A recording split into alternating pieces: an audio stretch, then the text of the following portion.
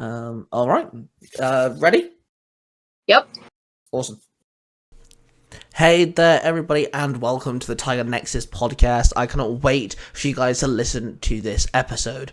Today, my guest is Beauty Baba Yaga, a very influential Power Ranger lover and cosplayer.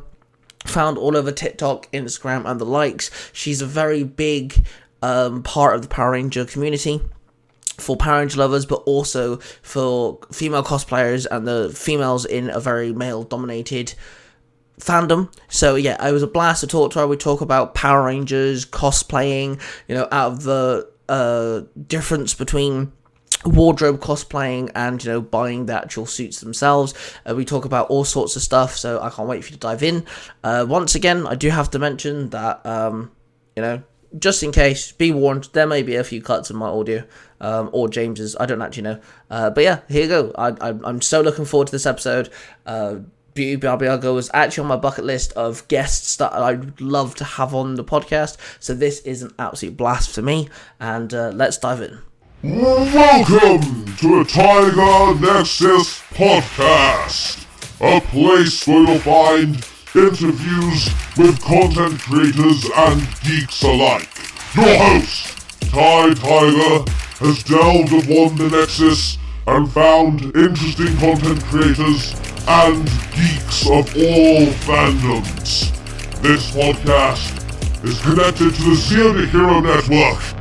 And now we dive in with another episode! Hello everybody and welcome to the Tiger Nexus podcast. Today is actually a very exciting episode. I'm very excited to do this one. For once, I'm not interviewing someone that I know personally. I have been a fan of this particular person on TikTok for a very long time, and I managed to get her on the podcast, which is awesome. So this is James, aka Beauty Baba Yaga. She's a big time on TikTok. I'll let you explain what she does. But hi, James, how are you? Hi, I am great, sleepy, and overcaffeinated at the same time, which is, I feel like, what most people are. I think you've just described about 80% of adults. Yep. And 100% of all teenagers. The human condition. Sleepy Yes. and over. So give us a rundown of, what you do on social media, what people can find if they, go search your TikTok and stuff. Yeah, if you search Beauty Baba Yaga, I'm on Instagram, TikTok, and YouTube most prominently. Probably find me a couple other places, but those are likely dead accounts. I post a lot of Power Rangers lore videos, and I'm super into fashion, so I do a lot of outfits and cosplays and fun stuff like that. And then, yeah, I'm just nerd out about Power Rangers. Which, by the way, is awesome. I think the thing that made me go, yeah, I want to follow this person, I think was actually a video of you showing off how you made one of your outfits. So I was sat there thinking the creativity behind that is really cool and really clever. You make quite a lot of... Do you actually have any official cosplays, or do you make everything? I have a couple that I've bought. There is this, I think, dream amongst cosplayers who make their own stuff that, like, you could just buy a cosplay and not change anything about it and be happy with it. And so every once in a while, I kind of buy into that completely false belief. And then, of course, it comes in the mail and you're like, well, it doesn't fit right. And I could definitely remake the belt. And if I got the boots from somewhere else, they'd be better. So I have a couple things that I've purchased and then made a few alterations to. But mostly I have stuff that I make from scratch. Just fits better. You've made quite a few as well. What would you say was the hardest thing for you to make? RPM Silver. I was hoping you'd bring that up, because that's one of the most fantastic things I've ever seen created by a non-corporation of any kind. Like, that is really well done. It's really good. I really enjoy your videos where you're wearing that. And how long did it take you to make that? Well, I worked on it. I did the classic, cosplay crunch. You're going to take it to a convention and you put it off, put it off, put it off. And then probably like 2 weeks before the convention, you're like, oh boy. And then you start working on it every night while you're watching TV. It probably took me a solid week of working on it every night for a couple hours. But yeah, the thing about that one that made it really hard is I really like to use fabric paint to create like color separation on something so it looks like it has patches sewn on it, because it's way, way easier to just paint part of it and not actually sew something together. But with that one, I couldn't paint silver on top of black and have it actually look like silver. So I had to buy a metallic silver fabric, and then I had to wear it while I pinned the silver fabric to it, because it would stretch weird if I didn't. And it was this whole like struggle. I had to have 2 other people help me like pin fabric chunks all over it so that I could get it sewn on right. And it was a nightmare. Just you explaining that has given me a headache. Jesus. Wow, that's mental. I think if anyone is a fan of you and that's listening and they know what we're on about, I think they're going to appreciate that a lot more now. Because that's insane. You also and this is one of the reasons why I love watching your stuff on TikTok. You quite often dress up as the civilian side of Power Rangers as well.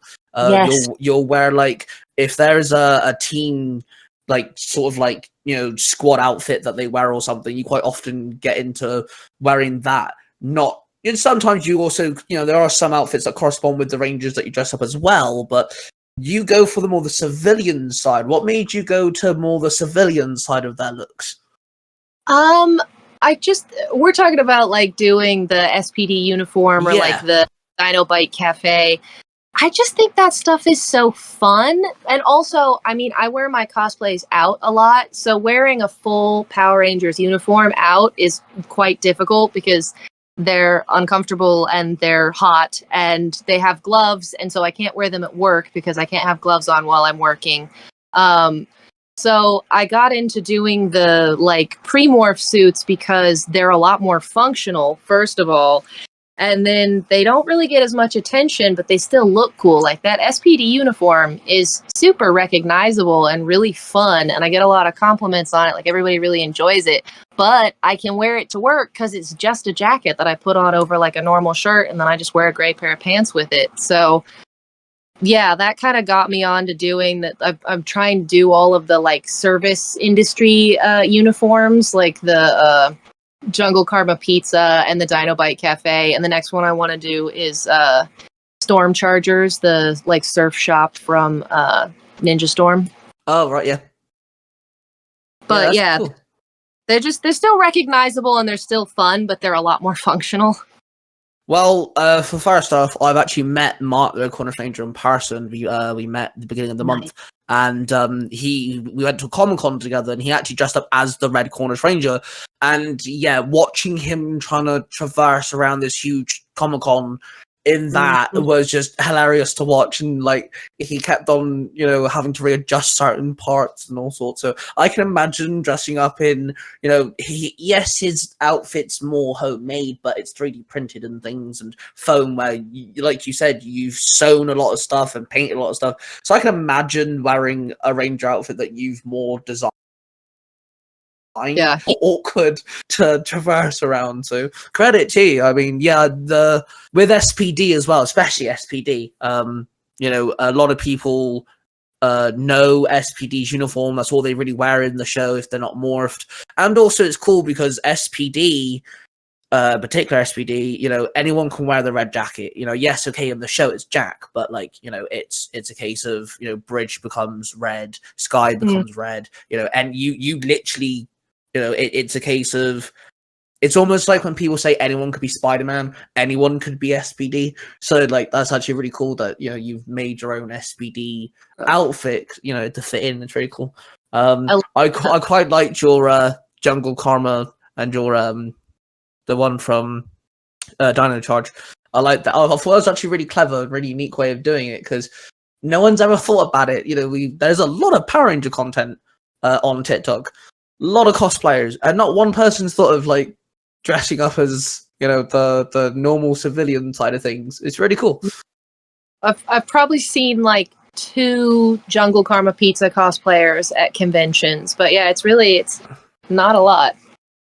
So you mentioned the surfer place from Ninja Storm. Do you have any other like ideas you'd want to go down when it comes to the civilian, like more not Power Ranger suits but still being a Power Ranger cosplay? Do you have any more ideas? Well, they do have a distinctive purple shirt at the record shop in Mystic Force, which I'd like to do. But then I was thinking about, in Dino Thunder, they have the whatever, the computer place. I can't remember what it's called.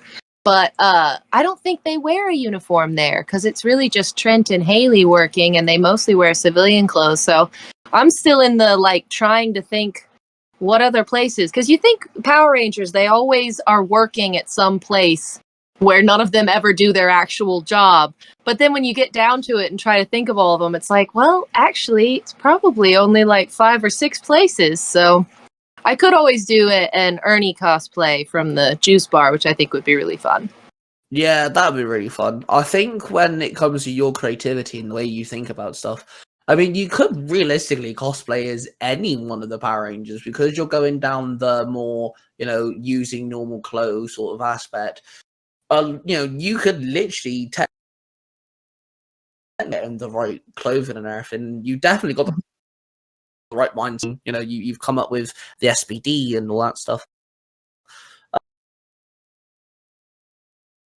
When it comes to cosplaying as Power Rangers and stuff, would there be a specific Ranger suit you'd 100% want to get? Is there a specific Ranger that is on the bucket list of cosplay?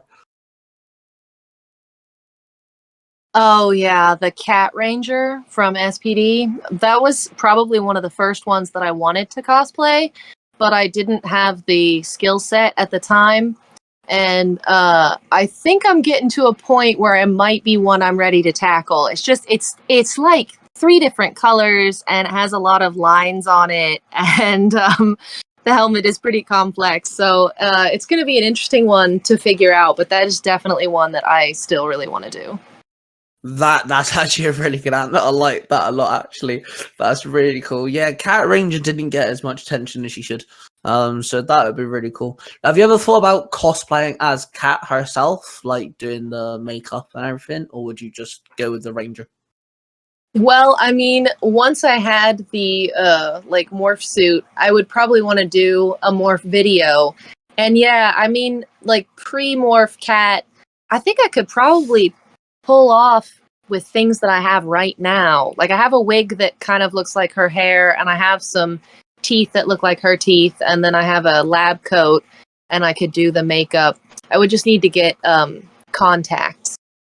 But I would probably only do a civilian cosplay of her to make a morph video. So yeah, I'm glad you brought up the morph videos. So you've actually done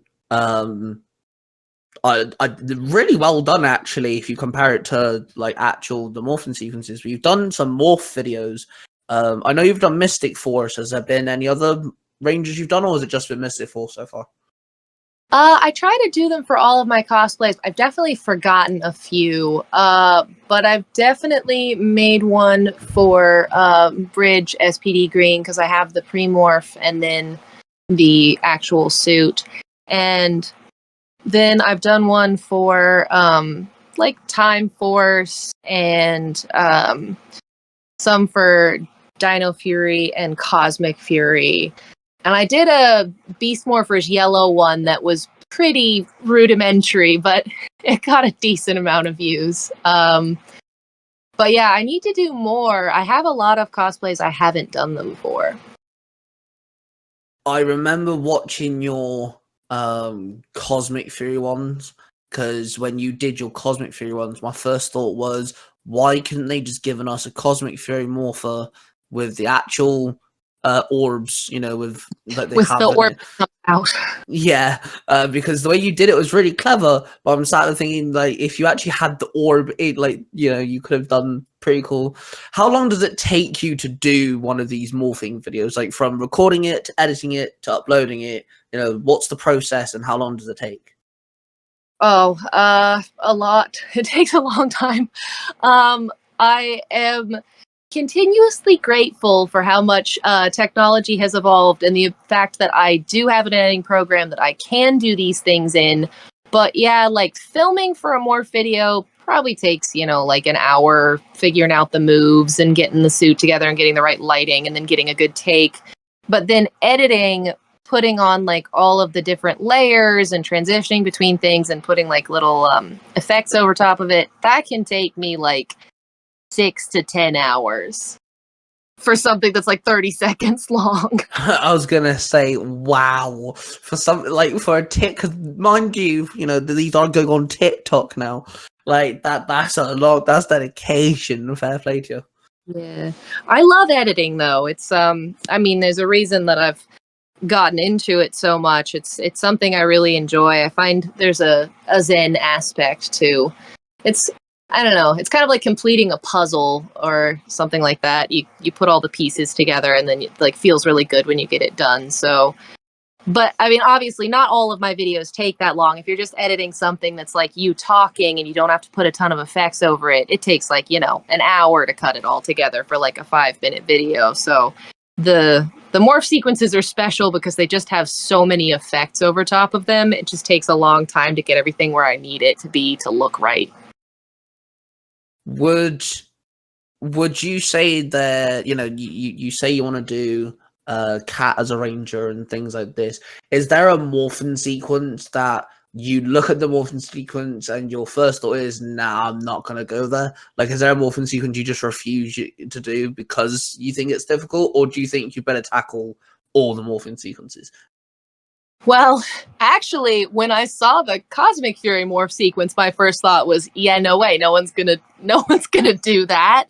That's especially with like spinning the ball on their finger and then flipping it and it falls right into the morpher. I was like, well, that's literally impossible. So I think now that I've done that, I probably just any of them, I'd be like, I can fudge it. I can figure out a way to make it work. I love that. That's great. Because with that, I totally didn't think that anybody would do that morph sequence, and then for some reason, my brain was like, "You're gonna do it," and I was like, "Okay, brain, see how that works out," and it went okay. So I think uh, you know, people pretty much know what you're going for when they watch a video. It's mostly fans that watch them, and I think they're very forgiving of like. You can see when I'm holding the ball in that Cosmic Fury Greed one that it's still in the morpher, and you say, you know, she did what she could with what she had. yeah, I think when it comes to you know, the type of videos you're making with the morphin sequences, you know, people can forgive the fact that, you know, you're using the toy. Everyone knows the toy isn't great. You know, no offense to, you know, Hasbro or anything, but the Cosmic Fury Morpher toy isn't brilliant. And you know, if the orb is in your morpher, but yet you're doing the effects and everything, I think people can forgive that. You know, it's not. I think people can, you know, just take a step back and go, well, you know, she's put the time and effort to give us a fan made morph that looks really good. That's fair enough. You know. So you seem to have to cosplay the green Cosmic Fury Ranger, which is actually my favorite suit. I like the design of the green Cosmic Fury, and I like the weapons. Did you like what they did with her story in Cosmic Fury? The fact that, you know, they brought her girlfriend along, we actually had a bit more conflict between them. Yeah, I really, really absolutely love that Fern is a ranger. I really like rangers that are couples because it's fun to see the dynamic like on the team and off the team. It makes for more interesting character arcs. And also that Fern was the Orange Ranger, first Orange Ranger. Absolutely love that. With Izzy, I thought it was interesting because they were trying to create more conflict by making her like want to put Fern up on the like pedestal and protect her and think that, you know, like she can't do anything for herself. And at first I was kind of annoyed by that because that's like the classic conflict between a couple is like one of them's being too protective of the other one. And it's like, why are obviously Fern can take care of herself. She's also an athlete and, you know, we've seen her in action. We know she can handle herself. But then I actually ended up really liking it as an overarching plot line because it created the drama that we needed, but then I didn't think they took it too far. It's really easy to take that kind of a plot line too far to the point where, like, I would be mad at Izzy's character and be like, oh my god, stop disrespecting Fern. But I think that they kind of took it up to the threshold of where you would be like, I can't believe you're still thinking that she can't handle herself, and then had them work it out maturely, and Izzy kind of like backed down and was like, no, I recognize now, and I was just worried about you because I care about you. So I actually ended up really liking that plot line, even though when it first started happening and they started to create that tension, I was like, I am not gonna be into this because it's gonna make me like Izzy less and it's gonna be stupid. And then I thought it worked out really well.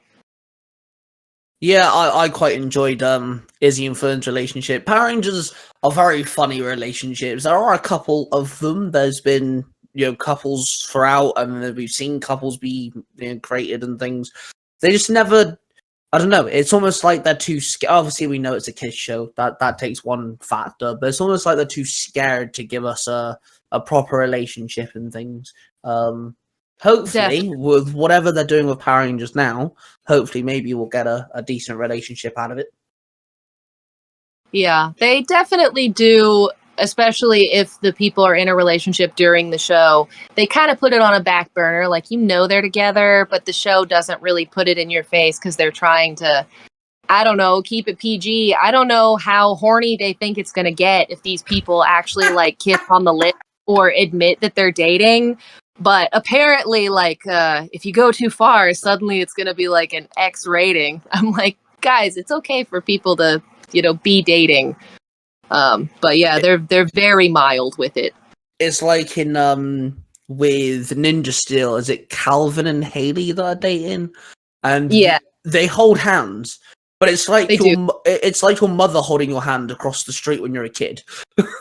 You know, Yeah. it's like that. It's just like, we do know you guys are going out. Like, to be fair though, I'll give Ninja Steel this. They did at least give them 1 or 2 episodes where it's about their relationship. At least we did have a focus. You know, maybe Yeah. once, but it's once. So I actually saw this TikTok of yours yesterday. I don't know how old it is, but you got yourself a power sword. I did, yeah. That was And quite recently. That was this week. I loved that video so much of you with the power sword, because you got your helmet on and you're swinging the sword around, you're outside and stuff. How, you know, how happy were you to get that? Oh, so happy. I'm honestly blown away by the quality of the thing. It's the Lightning Collection one, and it was the classic, like, one of my friends had 2 of them, and he said he would give it to me for a discount, and I was like, hell yeah, man. And it showed up, and I knew what it was because I saw, like, the package and who it was from. And yeah, the fact that it's like the size of an actual sword blew me away, first of all, because I'm so used to like the American made toys being like, you know, 2/3 size or even Yeah. half size times. But yeah, that thing is like so crazy fun to play with. It's very detailed. It's got bright colors. And like after I took it out of the package and swung it around in my house for a minute, I was like, man, it's cold outside. I don't want to go run around the yard. But then like my inner child got the better of me. I was like, I absolutely have to dress up and go run around in the yard. Like I can't just let this go. So yeah, I had a good time. Well, I'll happily admit this. I have the Lightning Collection power daggers. Nice. I managed to find them with like a discount. I was like, yes, getting them. Took like 2 weeks to get to my house, but I managed to get them. Where I actually did a video on one of my channels where I showed off opening it. But as soon as I stopped recording, I will admit I swung them around my kitchen just for a couple minutes. I felt badass. Yes. They're really good. One thing I will say, the daggers glow just like the sword does, and there's like this light effect. With the daggers, it doesn't make sense in my head why they glow, but with the power sword, you actually showed it off in your video, you can run your finger across and it glows, doesn't it? Yeah. Which happens in the show, which is really cool. Yeah, it's super cool. And it makes this like lightsaber sound too, which I think is so funny because it doesn't make a sound, I don't think, in the show, but like when the light is on with the toy, it's going like and it sounds like a lightsaber, which I think that it does that because like glowing things in your brain are like lightsabers, and so it's like playing off of that to make you more excited about it. Well, with the daggers, they play the Sabertooth Tiger Roar. Oh, There's it's a awesome. tune, and then waste 3 or 4 days of owning them. But when they're on and you hit them together, they actually make the sound effect of weapons clacking together. Oh, that's great. I was like, oh my god, that's actually awesome. Like, whoever thought of making realistic, sized, weapons for the Lightning Collection thought about adults playing with them. Yes. And I love it. Adults to play too. Yeah. It's annoying we don't have the other weapons, though. Yeah, I really, really want the power axe because Yes, you same. you can find a lot of like 3D printed ones, or I've even found a couple like wooden carving ones, and a lot of them are like very small. I would like a nice big detailed one. But who knows? Maybe I'll get someone to 3D print me one, or maybe the Lightning Collection will continue and release all the weapons, but I'm not super hopeful about that. I'm a huge Zack and Adam fan. They're my favorite characters in MMPR. Black Ranger's my favorite MMPR Ranger. Yeah. And it's just sad we don't have a power axe. If they made a power axe, I think that would be the one thing I'd have to drop my wallet for, and I'd have to sell my child or something to get the money for it. But yeah, it's just a shame we don't have the power axe. It annoys me. Yeah. But you mentioned the Lightning Collection. Do you actually have anything else from the Lightning Collection other than the Power Sword? I have the blue helmet and the pink helmet, and the figures. I have a couple of the figures. It's really hard for me to remember what era things are from once I have them up on my wall display, because I have a bunch of like 3D printed stuff, or things from the Japanese toy line, or things that were released like the year the toy came out. Like I'm looking at it, I have a Time Force toy right now that came out in like 2001. But Lightning Collection, I did win the Lightning Collection Alien Rangers full team set in like a giveaway on Zenith Films Studios like channel. Ooh, cool. Right? I was very excited because I really just wanted like a Delphine, and I had settled myself. I was like, I can't have the whole team, but if I can just buy one, I'm gonna get Delphine. And then I won that giveaway, and I was like, shit, yeah, I got the whole team. Yeah, damn straight, fair play. And then I think I'd have Dino Charge Green and SPD Green figures.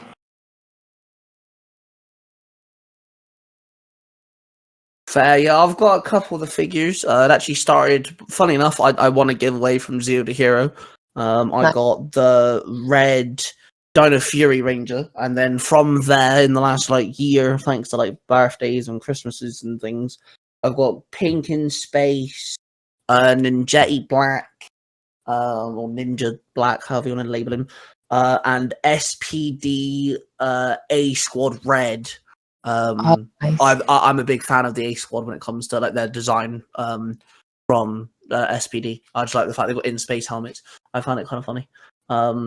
So that's what I've got, and the power daggers. I haven't got any helmets yet.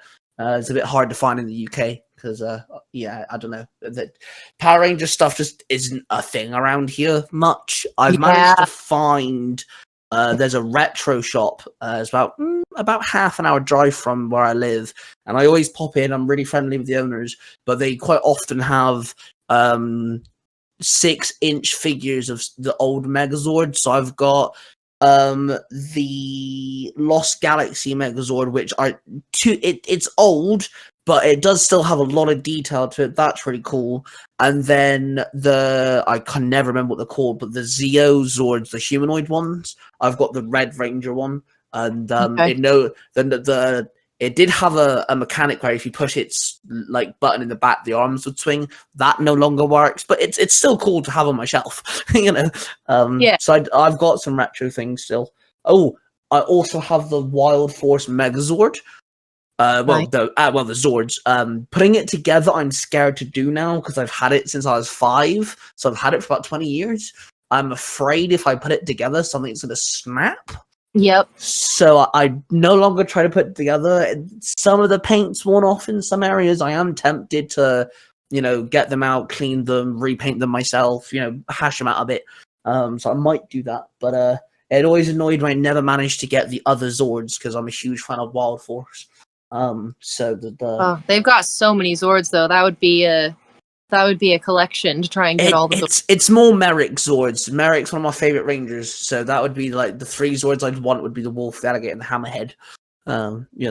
So talking about Zords, when it comes to Zords, are you a fan of having more Zords or auxiliary Zords, or would you rather a team stick to their their main Zord, and then when they combine the main Zord with the 6th Ranger Zord, are you a fan of all these Zords, or would you rather it keep strict? Well, it kind of depends on how they do it, because when it comes to a season like Wild Force or Jungle Fury, having all of the different animal Zords is really fun, introducing each one being its own little thing and then seeing how they fit together into different combinations. It can be really exciting, oh, there's a new Zord, oh, what is it? Oh, it's an armadillo, awesome, they kick it like a soccer ball. But then you get into territory with Ninja Steel, which has my least favorite Ultra Zord and simultaneously sort of my favorite because it's hilarious. If they just build onto the same thing more and more and more every time until it just becomes this huge square of robot parts. And with true. The Ninja Steel, it has the little tiny dude in the front, and that's just so goofy and stupid and hilarious to watch, but it doesn't look cool moving around. It's not exciting to look at, and it doesn't seem like it would be more powerful because it seems like it would just be more handicapped and easier to blow up. So I do like when they do you introduce new singular Zords that combine into a new Megazord, because then it's not making the thing clunkier, and you get a new cool design. And a lot of times, if you with Merrick, you introduce those 3 new Zords, they combine into Merrick's Megazord, and it has its own design and color palette that doesn't necessarily have to match the first one because you've started out knowing you were going to a different place. And then I tend to like the fight choreography better if you have 2 or 3 Megazords fighting some monsters. It's more to look at with a Megazord battle. And then you can get really excited when those 2 combine into an Ultra Zord and you're like, oh, they figured out how to put them together. But yeah, it really just kind of depends on how they do it, because it can either be clunky and stupid and stylistically just kind of muddy and brown, or it can be their own exciting individual things. And then once you get enough time with them as their own thing, when they combine into the huge clunky thing, you're like, oh, they figured out how to do it. See, I completely agree with you when it comes to Ninja Steel, 110%. It does look really clunky and awkward, but I will say this, I do like the looks of their individual Zords. I love the look of the little elephant dude. I love the look of the little, I don't even know if you can call it a UFO or whatever you want to call it. I just love them individually, but yeah, as soon as you put them all on top of each other, it does just kind of looks like you've asked your child to put their toys away, and that's what they've done to put it in their box, if that makes sense. Yeah. Okay, I do have an answer for this as well. I'm curious to see your answer to this. Is there an animal or a dinosaur or something that should be a Power Ranger Zord by now in your eyes, but isn't a Power Ranger Zord yet? A spider. That's a good one. That is I've thought about this so much. Where is the Spider Zord? It's debatable whether or not bugs really fit the animal theme, but I know they have in the Sentai, they've had insect-themed teams, but in Power Rangers, where are all of our insects? We've got 2 of them in Beast Morphers, and 2 of them in Ninja 2 of Storm. them in Ninja Storm. But I'm like, I don't think there's really that many other ones. And I feel like, you know, the opportunity with Spider would do a great sword. It would be so cool. Plus, I'd love to see who is the Spider Ranger? What kind of person becomes a Spider Power Ranger? So I feel like that's something that they really should have done by now. Spider's a very good choice, actually. I never thought. I did think of like a bee or a wasp or something. I think that would be kind of dope. But yeah, Spider would be really cool. Mine's a fox. We don't have a fox yet. We have plenty of wolves, and That's you know, we have plenty of different. Like Jungle Fury was good because yeah, we had a tiger. We've had tigers before, but then we had a gigantic cheetah, and that was new and different. And then they brought another wolf into it, but they haven't done a fox yet. Yeah, that's crazy.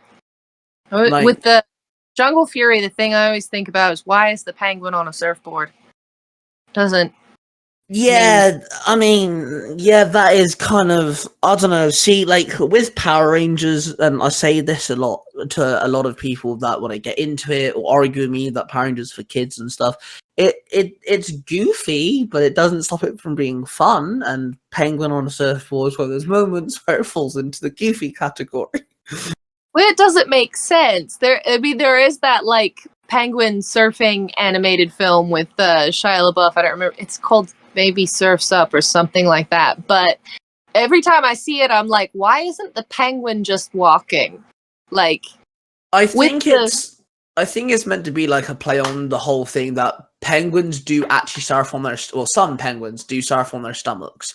So I think it's meant to be like taking it literally, that when people say, oh, penguins can surf, they're literally taking it to the extreme because it's Power Rangers and it's like we agreed, it's goofy.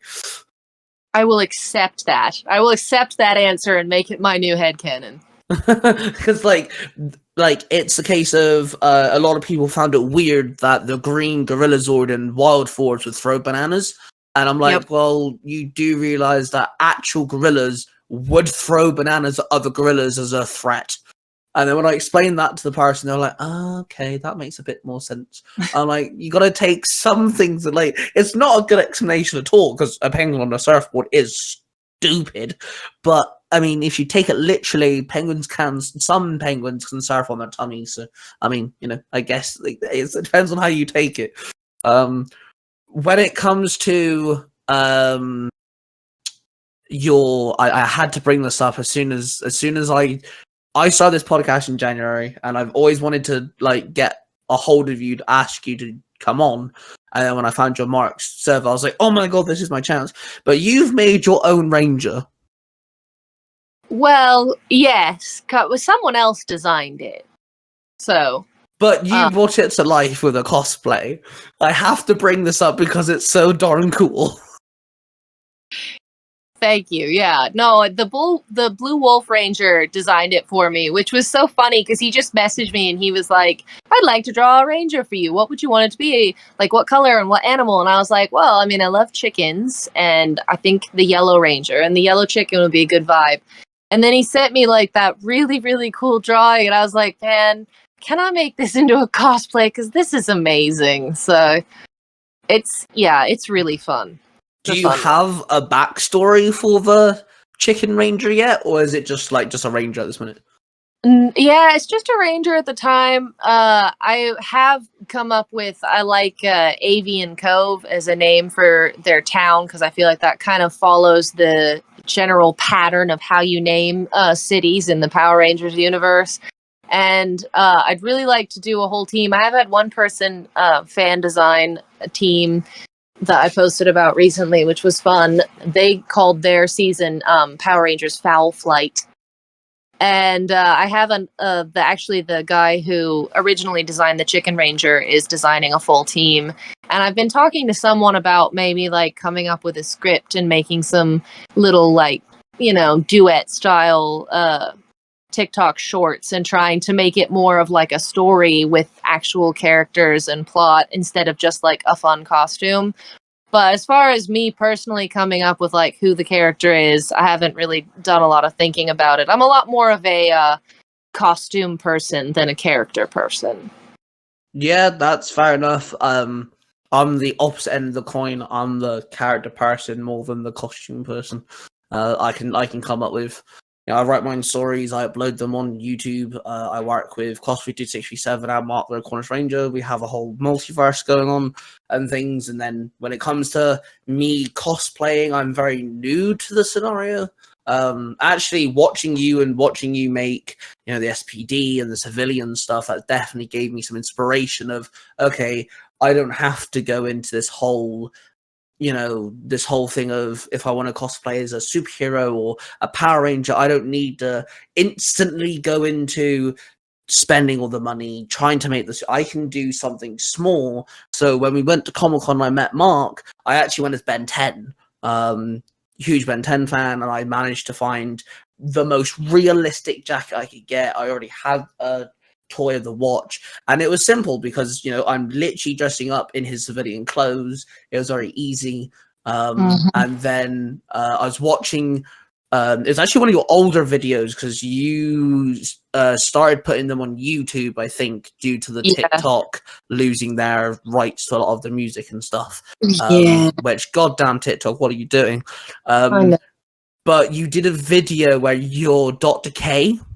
Yeah. And I like watching them. I thought they were cool, and I kind of gave me the idea of what characters can I be that are superheroes and stuff, but I could do the civilian. So you actually inspired me a lot. I will tell you that you actually inspired me a lot to come up with some ideas, and now I'm kind of drafting some things of cosplaying, but more outside of the box thinking. You've definitely inspired me. I'll give it that.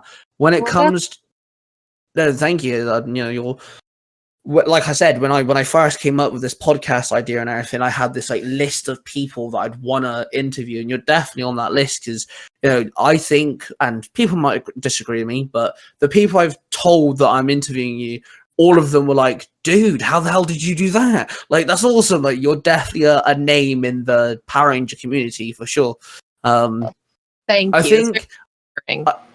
I think it also helps though that, and people are going to find this a very strange statement, but there isn't many girls on big platforms that have a bigger following as you that are willing to stand there and go, yeah, I'm a geek, I like this, I'm going to talk about this, and I don't give a flying fuck what anyone says.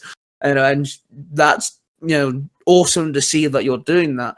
How is it, what was it like being a girl on a platform that is very derogatory and very nasty and can be very bully orientated, talking about something geeky that is aimed at kids, but you're an adult doing it? What is that like? How is that? Has it affected you in any way? It's definitely very interesting. The internet kind of exposes you to the worst parts of humanity, and I have dealt with a lot of things having a social media presence as a woman in a mostly male fandom that I never would have encountered on, the sidewalk in my hometown. And, it can be really frustrating and obnoxious to have people say things. Mostly, well, it's annoying when people say terrible things and they're never going to change, because I just know that person is out there being terrible to everyone around them. But also, when people say something and you try to explain to them, like, hey, that is bad because of this, and they just don't see it, it can be very, I don't know, frustrating is probably the best word to realize how ingrained these preconceived notions are, and that it's so hard to even point them out to people. But, I mean, I overall feel really happy that I'm popular in the Power Rangers community, because then there is a voice of someone speaking out about feminism and stuff like that. Power Rangers is honestly a really, really inclusive show, and the fact that they always have women on the team and that it's a superhero show is amazing, because women don't get as much representation in superhero stuff. And the fact that their costumes kind of have to be completely covering is already a step in the right direction, because the women don't just have super low cut crop top or something that is like they're just there for you to look at them. And I really appreciate that Power Rangers always has plot lines for all the characters on the team. There have been a couple characters that were weaker, but overall, for pretty much every season, like the women have just as much character development as the male characters, and they're on screen just as much, and they're just as important.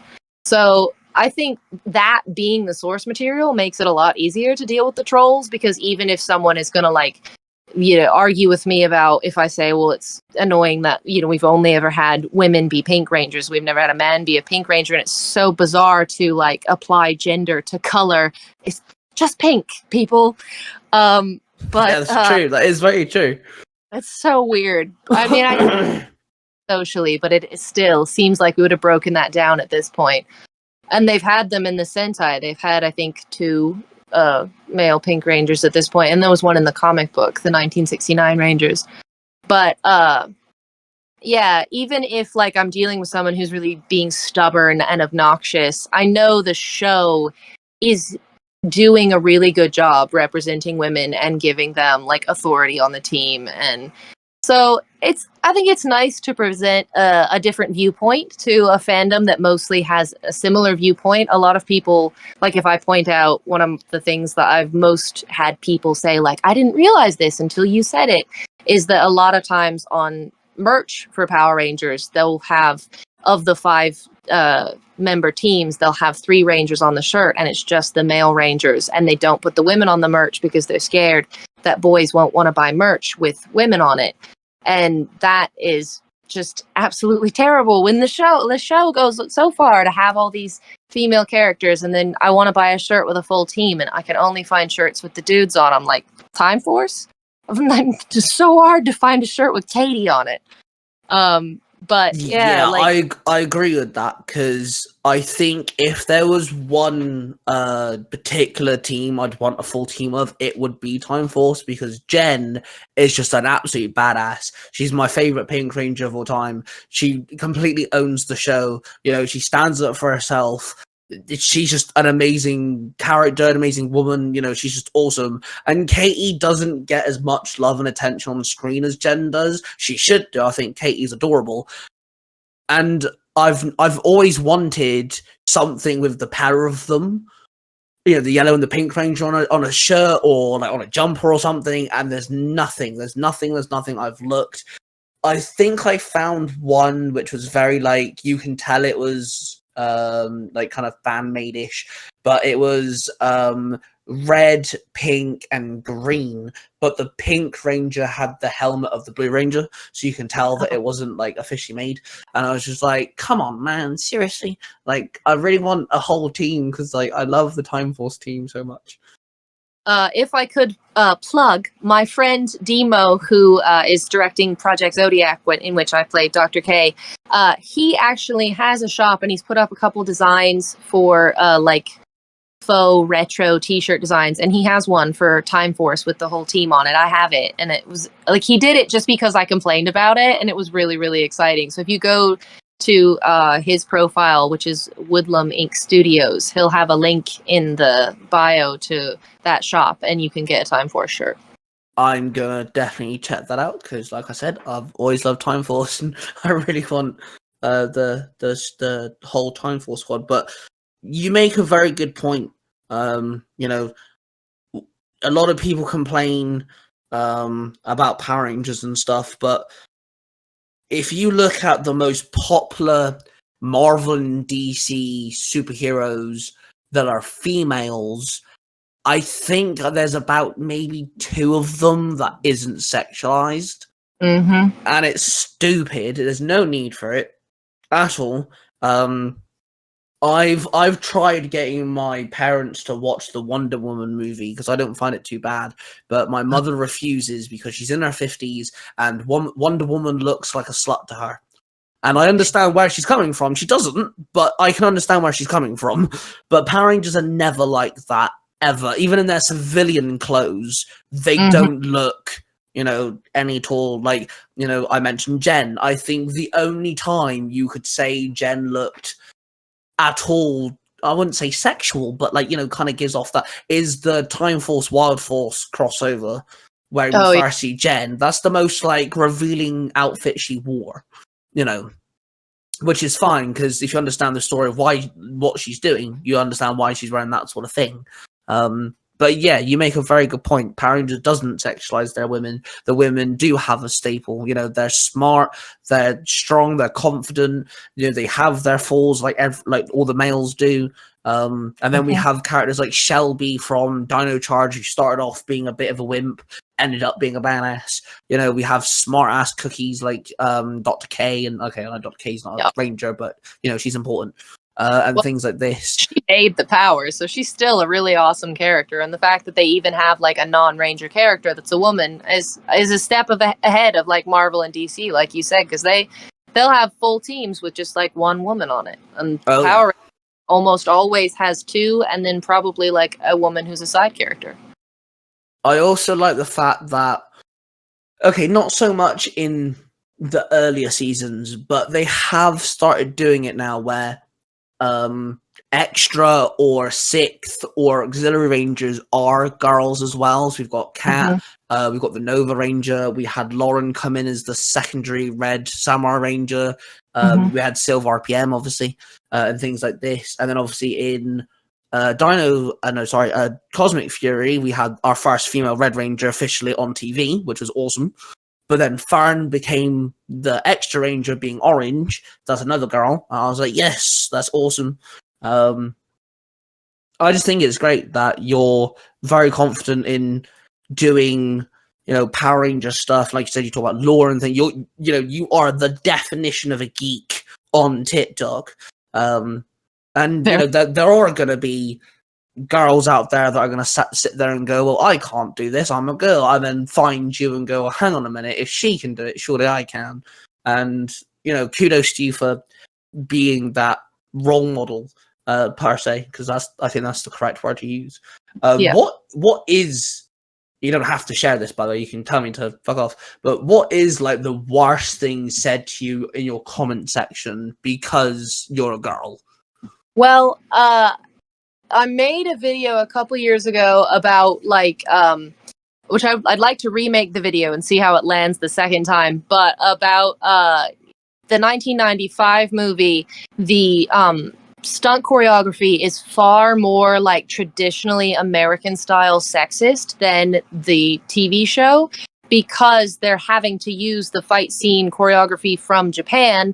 And since, like it's a different country, I'm sure sexism takes completely different forms in Japan, but it isn't like the classic 90s, the girls fall over or get pushed into a corner or don't land any hits.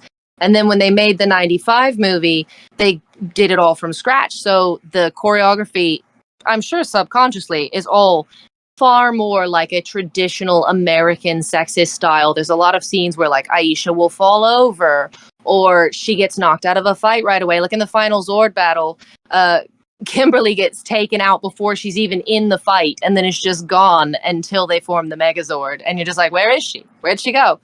And I made a video about that. And that is definitely the worst backlash I've ever gotten, because I was threatening people's nostalgia with my terrible feminism, my horrible, aggressive feminism, threatening the thing that they love. I got at least 3, but probably no more than 10 death threats on that video. Jesus. Yeah. That more than anything, that is sad. That people want to sit there and waste their time because a girl on TikTok decided to talk about a film that came out in the 90s. Yeah. But there was a bunch of more like systematic stuff, like people saying, oh, why don't you complain about something current because that's outdated? And I'm like, dude, it's only, 20 years old. And also I'm just talking about what I'm talking about. And people telling me to shut up, or, saying that men are stronger than women, so of course the women fall over. Just whatever they can say to like validate their viewpoint and like just say that what I'm saying is stupid. So that lasted for a couple weeks, and that was definitely the thing that hardened me to internet trolls. I was like, oh, okay, so internet trolls will just say whatever to support whatever dumb thing they want to say. and they're just annoying, and I shouldn't listen to any of them because obviously I know that what I'm saying is factual because I have watched both things next to each other and I understand how like culture works. Yeah. But yeah, that was the worst backlash I've ever gotten on anything. Other than that, people just mostly say stupid stuff. They'll just be like, "Oh, this made me feel like I was going to throw up because you're ugly." And I'm like, "Okay. Thanks for commenting." Yeah, see, like I get a lot of stupid comments because I'm a geeky 25-year-old from the UK, and because I'm from the UK, I must be stupid. And I look 12 apparently to TikTok, even though I'm 25. I have a child. Apparently, I've abducted the child because I look like I'd never get laid. That sort of stuff. I was live on TikTok today for 3 hours. I got called about 3 names that would relate to pedophiles in some way. I got called Michael Jackson about 100 times. And things like this. And I'm just like, why are you wasting your time? Why are you sat there attacking your life clock by commenting on some random mofo that you don't know, dissing them? Why are you pissed off of karma so much? Like, I'm confused. No, internet culture is very bizarre, and like you said, it's mostly just sad. Yes. It's hard to imagine that someone who sits on the internet and insults a stranger for no reason is happy, because that's not something that you're doing with your time that is anyway like gratifying or bettering your life or making you feel fulfilled or good. So I just kind of feel bad for them, but also I'm annoyed by them and I want them to go away. Totally 110% agree. Yeah, absolutely. And like, I don't know, I guess the worst part of it is that a lot of the time we're talking about things like Power Rangers or comic books or stuff that are literally anyone can watch, anyone can pick up and read. It's not just it's not like we're sat there talking about something taboo or something sexist or racist. We're talking about literally things that children can do, and that just makes us the bad guys all of a sudden. And it's really strange. I don't understand the internet. I'm never gonna understand the internet, I don't think. But yeah, like I said, you're definitely a very strong, powerful role model, not just for girls, but for anyone who wants to sit there and think to themselves that they can't do something because of the internet. Well, thank you. And you also put up your creative side. You're showing off your outfits and stuff like this, and you're showing people that, hey, if you're creative, do something with it. You could do, have fun with it. And I think that's the biggest point I wanted to make whilst talking to you on here is you can so tell you're having fun doing all of this. Definitely. Like, I'm definitely having fun. If it's not a grin, there's a gleam in your eye, or like you're bouncing around the screen, or there's something to you. You got this positive vibe. There's never a video where you scroll away from you and you're sat there thinking, well, fuck, I'm depressed now. There's never anything like that. And I think that's one of the best things about your content is you can tell you're not doing it because you feel like you have to, or because you're trying to make a quick buck or anything. You're doing it because you have a voice, you can, and you just have fun doing it.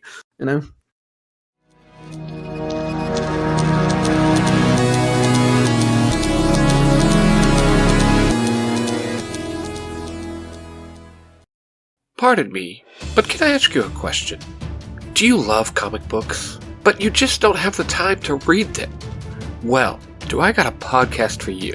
Nerds Through Comics, presented by the Red Cornish Ranger, takes present and some old comics and adapts them into an audio drama for you, the listeners, to enjoy. So, if you love comics as much as I do, go check out Nerds Through Comics on all your podcast stations.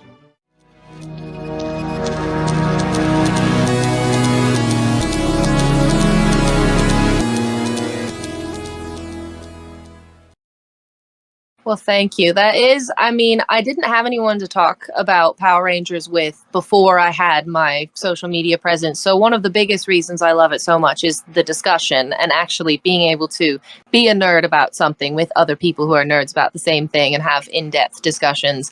Like, none of my friends, if I wanted to talk about Cat Manx, they would have no idea what I was talking about.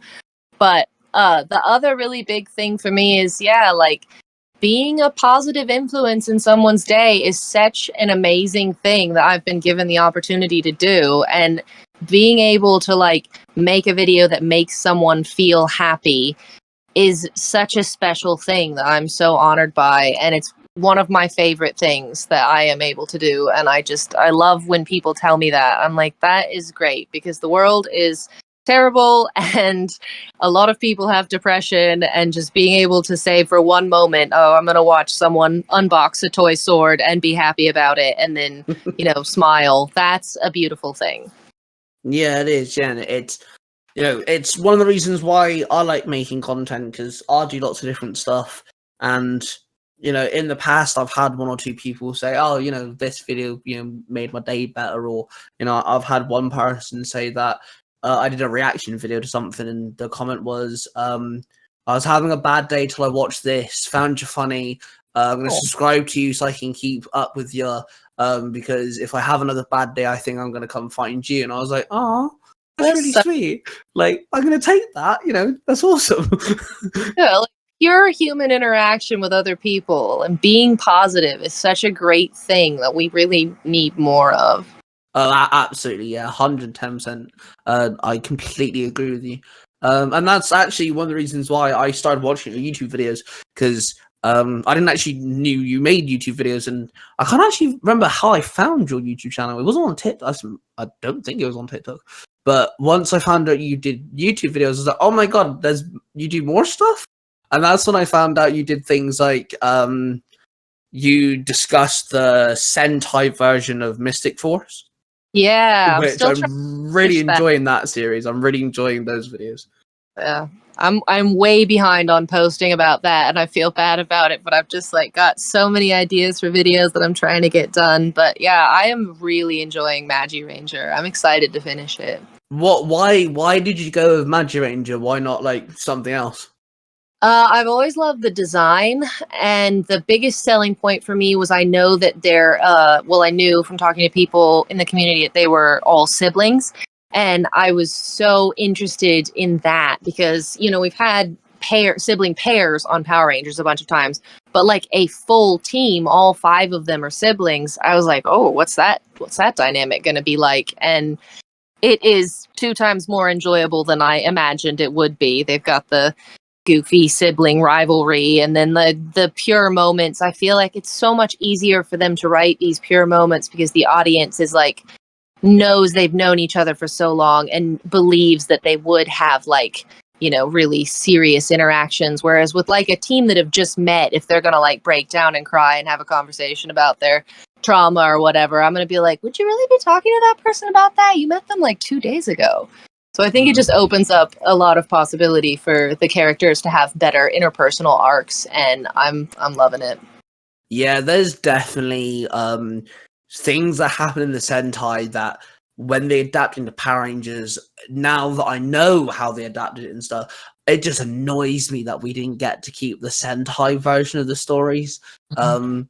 Because so for example, there's in the Dino Thunder Sentai, the White Ranger's a bad guy all the way through until the very last second.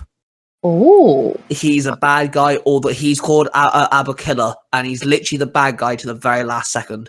And literally, I mean, to the last thing that happens in the last episode, he's a bad guy all the way through. He's not a super villain all the way through, but he does not team up with the Rangers. And I'm like, wait, hang on. I'm sat there thinking to myself, hang on a minute, you're telling me that one of the coolest looking Rangers of all time is a bad guy all throughout his Sentai? That's awesome. And it's like little things like this. Like, I love Gokaiger, which got adapted into Super Mega Force. I don't like Super Mega Force, but I love Gokaiger. I think Gokaiger is amazing. And one of my favorite things about Gokaiger is the Rangers and the 6th Ranger, the Power Rangers are actually swapped round. So in Power Rangers, there's 5 humans, 1 alien.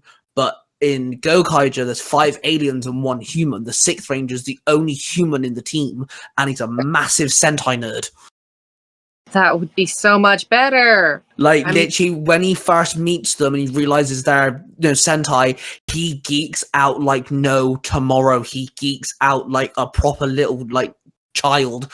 And they meet a lot of the older actors, the older characters. I think Turbo Red, I don't know the Sentai names, but the Red Turbo Ranger comes into it. I know for a fact the Red Lost Galaxy Ranger comes into it.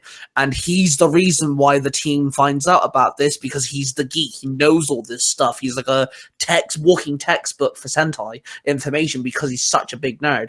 And I'm sat there thinking, why did you ruin Super Mega Force? How did you swap that round and ruin it? That would be such a cool idea. Yeah. Like, I understand some things they change, like in Dino Thunder's Sentai, all the Zords are actually sentient beings that can talk. Because in the Sentai, there are actually 2 Earths that parallel each other, and on one Earth, it's us, it's normal life.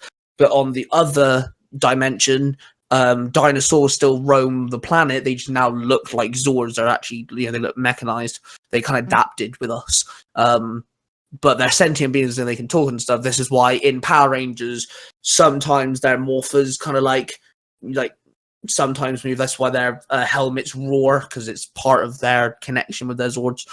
I understand why they didn't do that. That makes sense. The cheeseburger morpher. Yeah. Which actually appeared in the show, by the way. Yeah.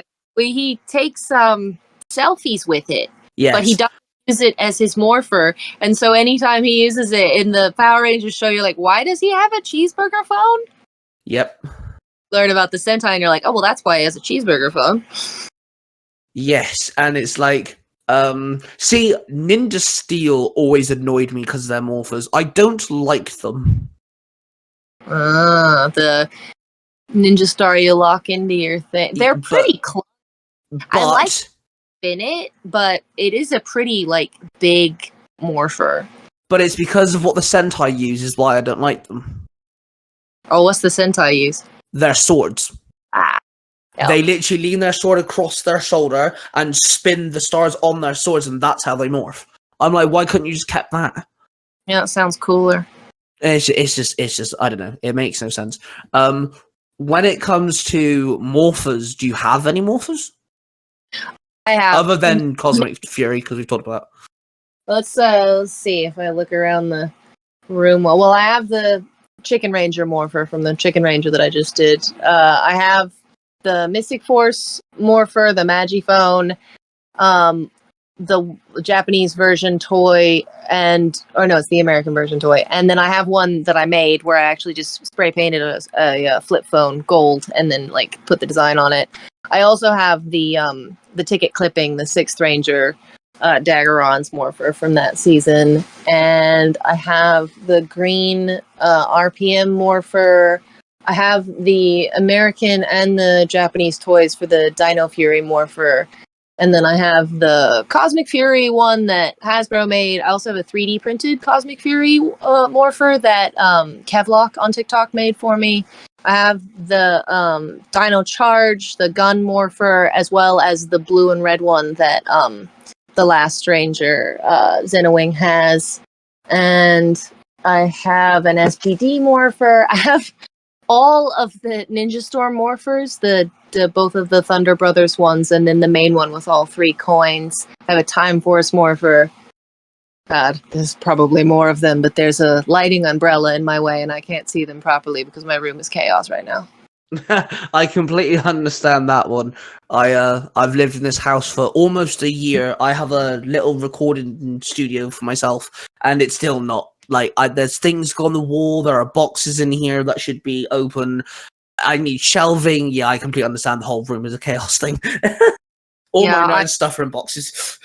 I really, really need to get myself a studio because I have just turned my bedroom into half display, half bedroom, half studio, which is more than should fit in one space. And yeah, I need to make myself a space where I can like actually hang up my green screen and just keep it out and keep my lights out and have my sewing machine set up on a table and all that jazz.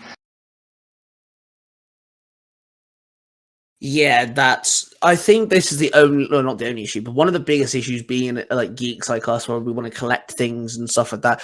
It takes up space. Really does.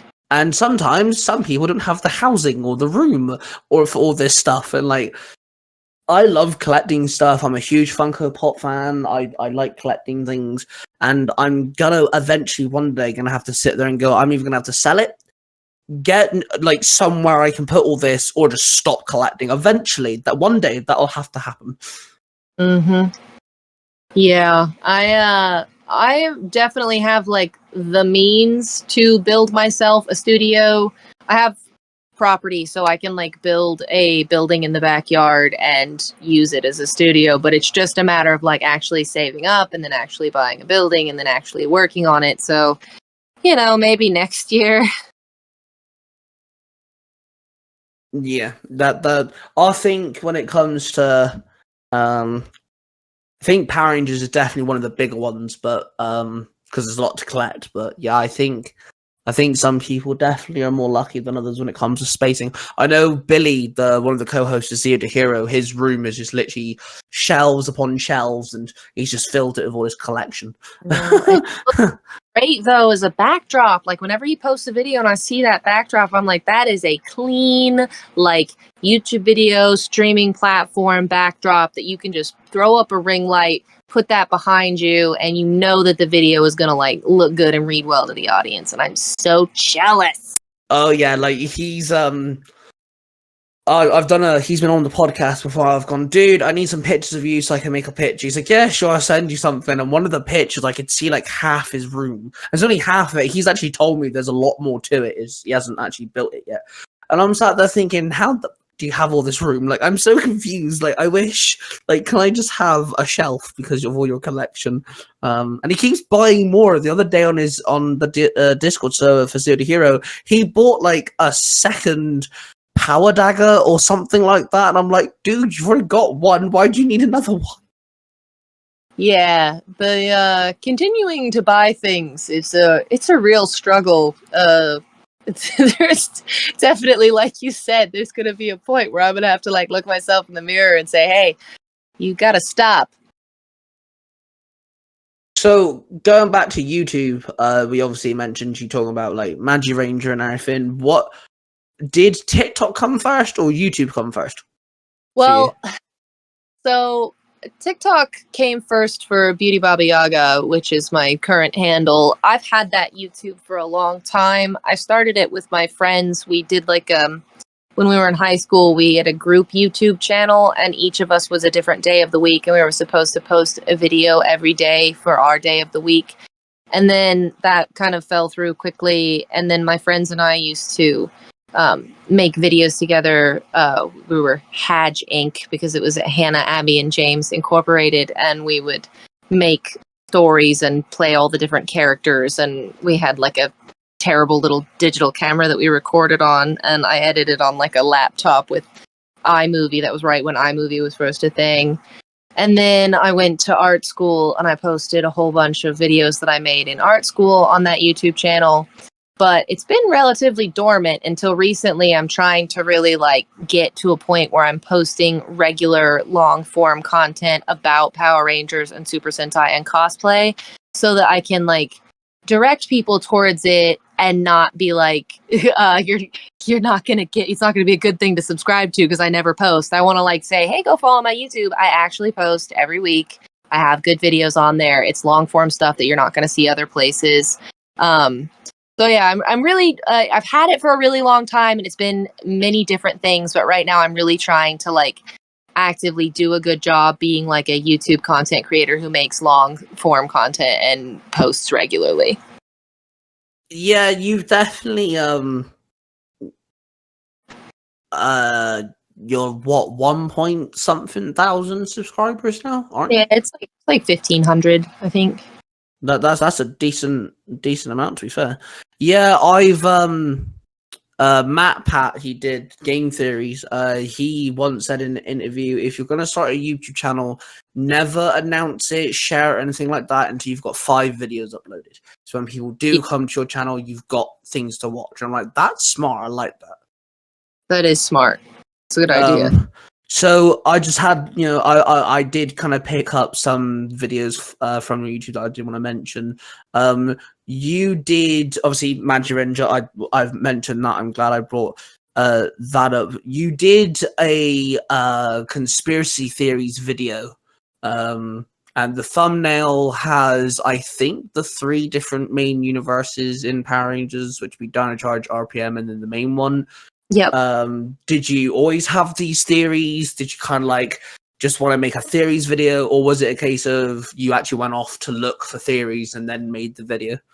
Those were all theories that I already had that I've developed over the course of like watching more Power Rangers seasons and talking to people about like things that happen in Power Rangers and how we've explained them.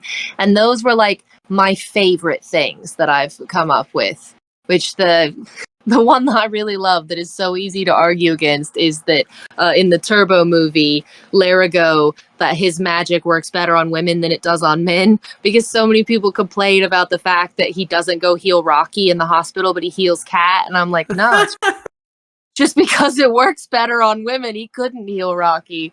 So yeah, those were just some of the things that like I've discussed with people or come up with that I thought were really entertaining and fun to think about, and I wanted to make a video with all of them in it.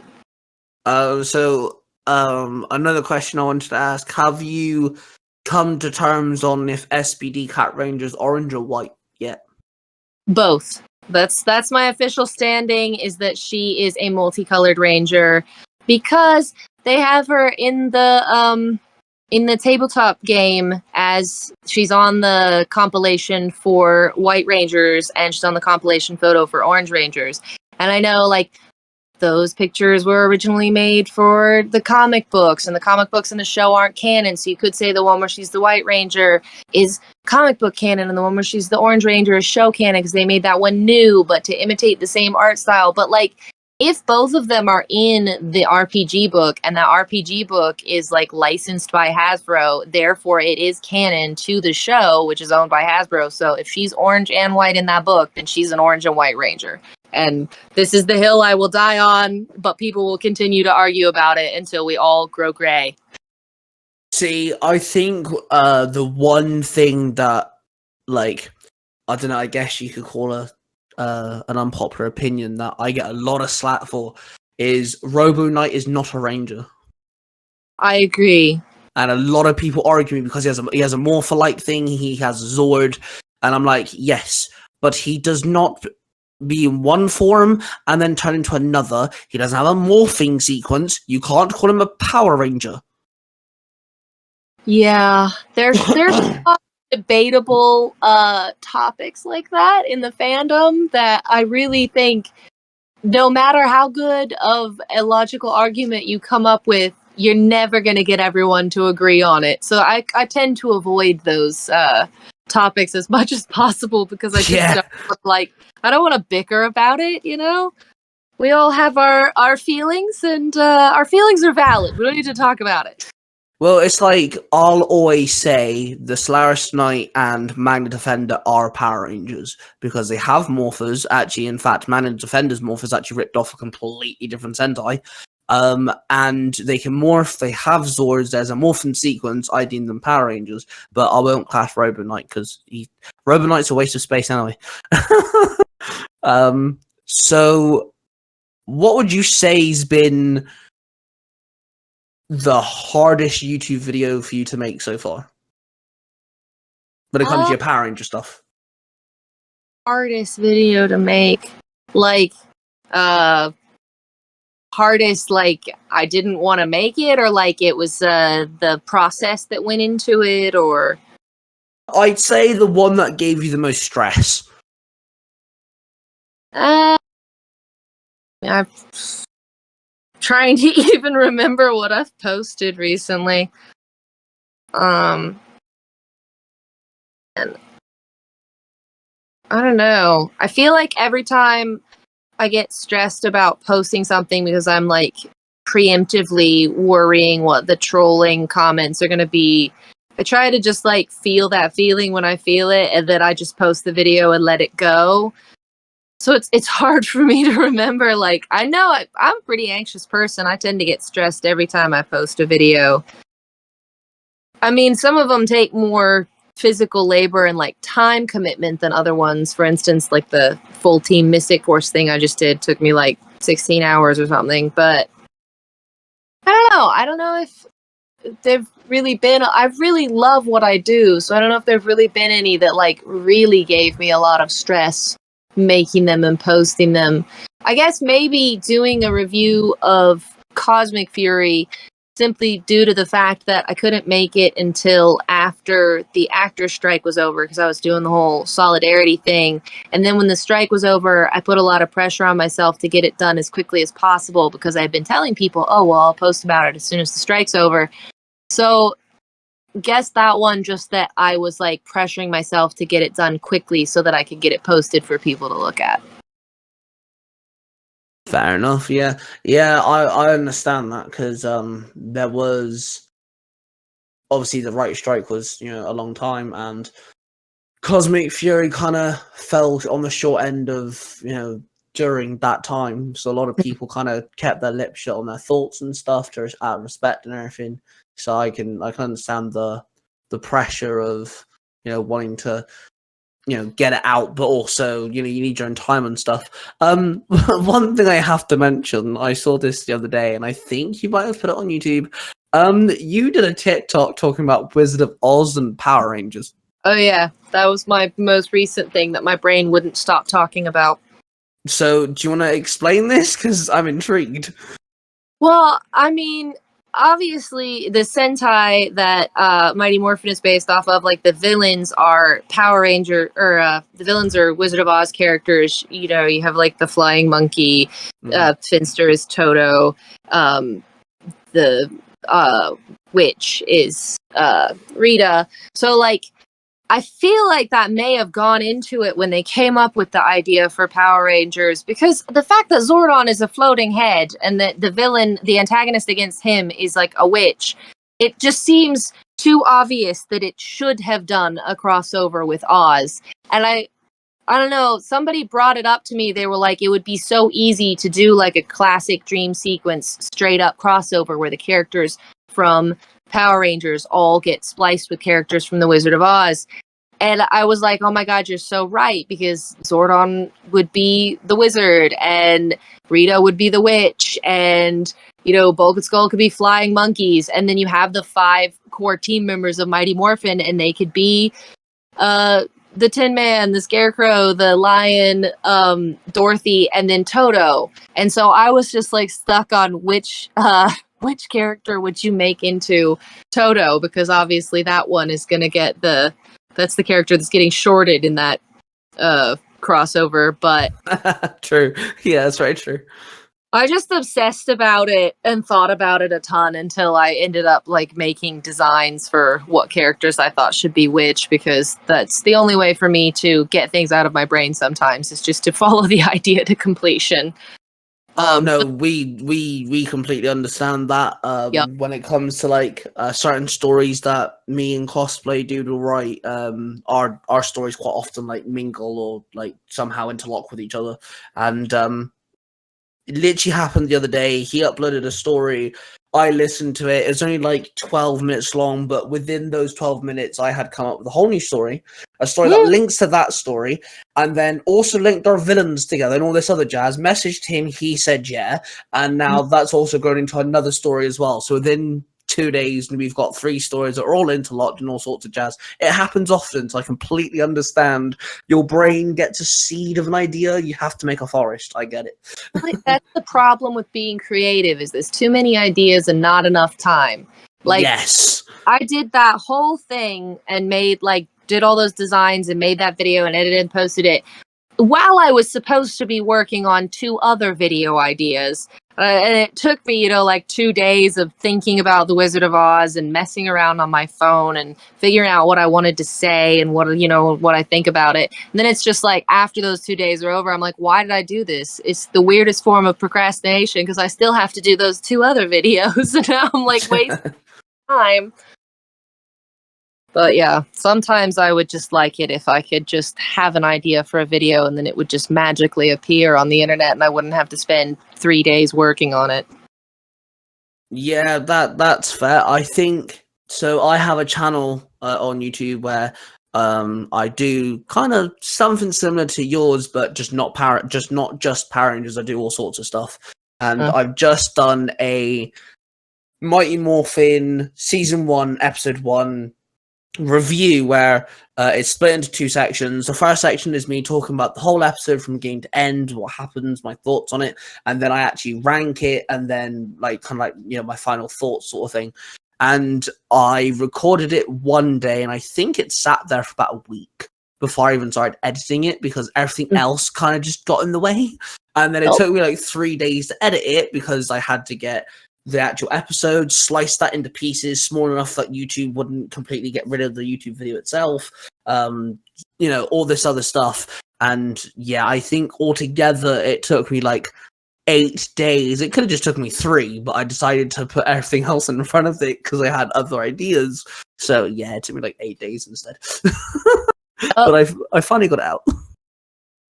Yeah, the struggle of like you tell yourself if I just get it filmed or recorded, then it's basically done. But then you have the footage or the audio and you get distracted by something else. And if I let something go long enough, I might even lose it to the annals of time. Just be like, oh, I filmed that a year ago and never did anything with it because I let it go for 5 days and then it was dead to me. So yeah. Okay, so I have some. I wouldn't use the word quick fire questions, but I think that's a good term from Power Rangers because obviously that's your biggest thing. What would you deem? And I'll say like top 3. What would you deem your top 3 seasons of Power Rangers are? Probably Dino Charge, Time Force, and a third. It's so hard. There's so many good options. RPM. Wow, I've never heard anyone put Dino Charge in their top 3. That's hands down. It's my favorite season. I love the huge team. I love all of the character interactions, the general vibe and like mood and the way the characters are written. Super like itches my brain in the right spot. And yeah, no, I freaking love that season. I've watched it so many times. Wow, no, I like Dino Charge. I think it gets a lot of slack for no reason. Okay, worst villain in Power Rangers. Worst, like, oh man, worst villain. And it doesn't have to be main villain. It could be like one of the generals or something. Just a villain you think is just a waste of time. You don't like them on screen. Man, like, part of my brain, and I know like this is going to piss a bunch of people off, part of my brain wants to say Mesogog just because I think the way that he's written is boring, but the performance that the actor is putting in for the physicality of that character and the way that the headpiece is designed are like 12 out of 10. So he can't really be the worst just because I don't particularly like his scripting. I know there's a villain that I just like absolutely hate. I can't think right now. Why, brain? What is my least favorite Power Rangers villain? That might be all I can think of right now. I think mine would have to be Xandrid, the main villain from Samurai. Oh, I haven't watched it yet, so that's something too. In Samurai, the whole thing is they kind of live in a dimension, and it's like a big ocean, and it's red, and it feels. I can't remember if it's fear or tears or something, but the monsters have to go out and like scare people, and it'll fill up the ocean, and the ocean needs to be a certain level before it spills into the earth, and obviously they can invade and stuff. And Xandrid literally sits on his ass, and he's just he is weak or something, and he doesn't do anything for 99.9% of the show. He bitches and complains. He bitches at his generals for not doing their job, but he doesn't do his own job, so it's very like hypocritical. And then I would deem him getting defeated one of like the worst, like stupidest things ever. Don't get me wrong, final episode's pretty decent in like the way it looks, but yeah, I just don't like the way that he's portrayed because he looks like a whiny bitch the entire time. He's meant to be almighty and all powerful, but yeah, he's just portrayed as a little whiny bitch, and he doesn't do anything for himself. Like, you know, we have, you know, Master Org is deemed one of the worst villains. I don't know why. I love Master Org, but even he managed to, you know, kick the crap into the Rangers once or twice before the final fight, you know, stuff like that. Is interestingly written. For me, it's all about whether or not the character is interesting. I thought of another one. The Machine Empire, the king and queen are just so boring. Clank, who he has the like accent for no reason, and the prince are like semi-interesting. But the Machine Empire, I did not like them. Every time they showed them in their palace, I was like, please stop talking. Please. You guys. Fair enough. That's a fair statement. Yeah, no, I can see what you mean. Yeah, I don't agree with them being on screen for that often. Yeah, I agree with you on the writing side of things. I think that's why I liked Master Orc so much, and I like Rantic as well, is because, you know, they're very detailed. There's a lot of history behind them and stuff like this. And with Rancic, you actually feel sorry for him. They actually made you feel sorry for him. Rancic and Era have an amazing character arc. Like, they're definitely fantastic. And like, I just love the fact that the whole season concludes because of the baby. I just love the whole fact that Rancic stops and he realizes that he could have just killed Nadira, and there's a baby in her arms, and he looks at that baby and he sees the innocence, and then he just turns around and says, yeah, you can arrest me. And I just love it that there's no, there's no major explosion, there's no final strike, the monster didn't blow up or anything. It's just pure innocence that defeats the bad guy. And I think for Rancic's character, that just is a perfect ending. I think that's phenomenal. I could have used more than they basically do all of that character development in like 2 episodes with Nadira and Rancic, and it does feel really rushed. I could have handled them doing a little bit more of that earlier on in the season, but it is still like, it's a great idea. And you get enough of the huge fight with like the fight beforehand where everyone's in the future and Wes and Eric are trying to hold off the army. So you don't really need like a huge smash monster battle. And I prefer good writing over explosions. So I really love that season finale.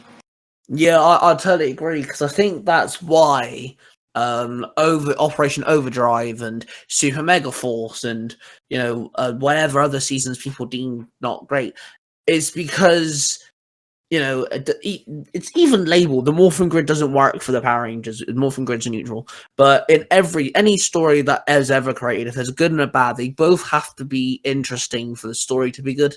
Yeah. And this is why Thanos from the MCU and stuff like that are deemed good characters. They're bad guys, but they're deemed good characters because they have an interesting story. They're well written and things like this. And sadly, in Power Rangers, we're 30 years in, and there are going to be villains that are just, I want to rule the world because I'm evil. There's nothing there. No weight to him or anything.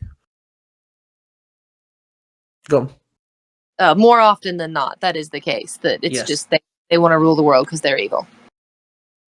And it's like with there are certain characters I wish had more backstory, and I wish that had like better. Because there's a character in Samurai called I want to say, hang on, I don't actually. I may have to Google his name because I don't want to give false information. He's actually played by Wild Force Red Rangers actor, which is a bit of a oopsie because he's a samurai character in it. Is it Deca? I want to say it's Deca. Billy, if Billy's listening to this, he's going to be screaming at me, going, "Yes, it is, it is." Yes, it's Decker. Okay, so there's a character called Decker, and he's played by the Red Wild Force Ranger actor, but he's got much longer hair in this. And basically, he's human-looking, but he can turn into a Nightlock. He can turn into a bad guy. And there's a whole twist of him and one of the generals were in love once upon a time, but obviously now they're like monsters and stuff. He gets defeated by the Red Ranger, and honestly, he's not in that many episodes, but the 2 main episodes that he's in where you learn his backstory and he gets defeated is more interesting, more well written, well performed than the entirety of the main bad guy. And it's just like sad because it was really well done. Who would you say? Okay, I asked this question to a lot of the Power Ranger fans, and I've had some interesting. So I have to ask you.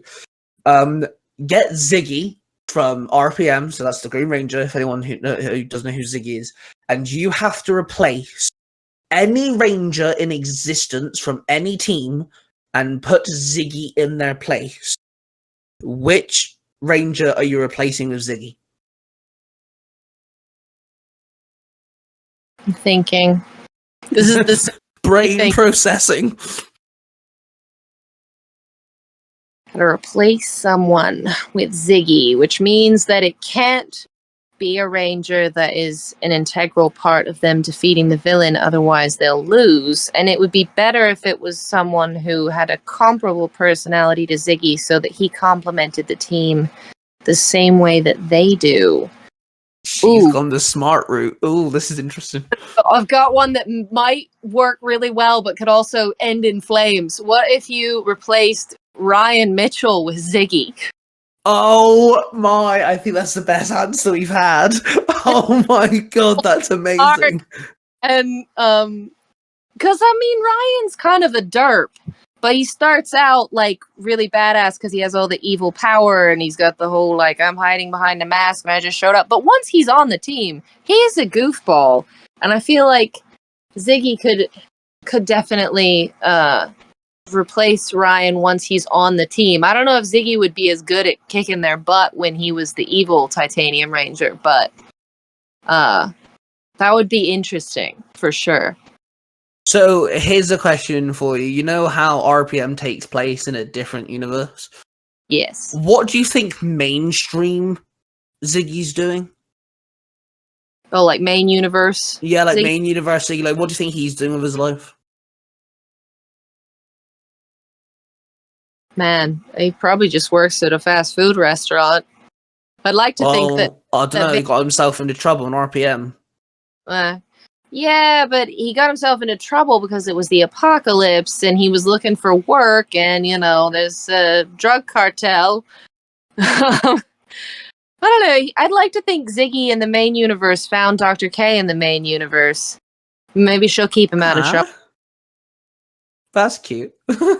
Like, they just, like, they're always together. I do actually really like Ziggy. I think he's a great character. I think he's one of my favorite goofballs.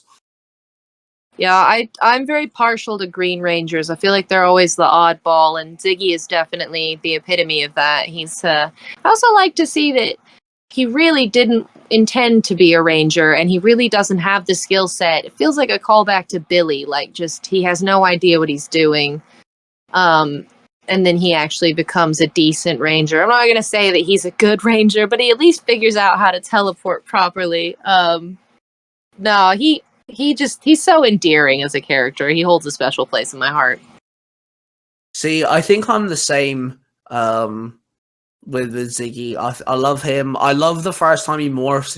He puts his hand on his helmet and on, and like he touches like his chest. He's like, "What the? Hang on, what's going on?" And he's like really confused and stuff. I just love it. That's the perfect first time morph scene ever. Like no Rangers morphed and gone, "Holy crap, what's going on? I'm so confused." Other than Ziggy, Ziggy's just like, yeah, he's definitely one of the characters that are very well remember. Very easy to remember. He's fun. He's just adorable. And you feel sorry for him when it's his fault for doing something. So is that okay? So you know how we have Tommy Oliver, and he comes back in Dino Thunder, and then like he's a mentor, but then like he becomes a new Ranger, so he's like a mentor Ranger. Yeah. If you could have a Power Ranger do that again, so they've been a Power Ranger, they come back into a new team, they're a mentor, and then get a new Ranger form and join the team for, you know, whatever Ranger team that Hasbro will come up with.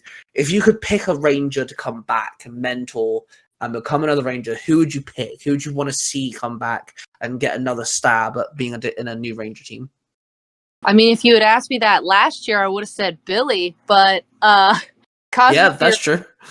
I was so excited about that. I freaking love Billy, and seeing him come back, that was so many people's dream come true, because so many people would tell you, like, why does Tommy get to come back? Why does Jason get to come back? I want to see Billy come back.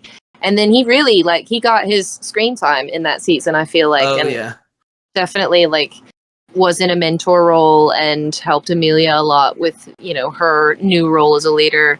So I would guess if I've already gotten the Billy dream come true, maybe TJ, because TJ was one of my favorite Red Rangers, especially just in the social environment he came into, with the antagonistic relationship between Bulk and Skull and like the usual Rangers of like Bulk and Skull bully them, so they're mean to Bulk and Skull, and then you're like, why are you guys so mean to them? Because they're such derps.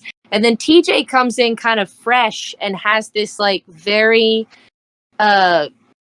nice relationship with Bulk and Skull, where like they need help catching a burglar because they're being security guards or something, and he's just like, I'll help you. And they're like, what? No one's ever nice to us.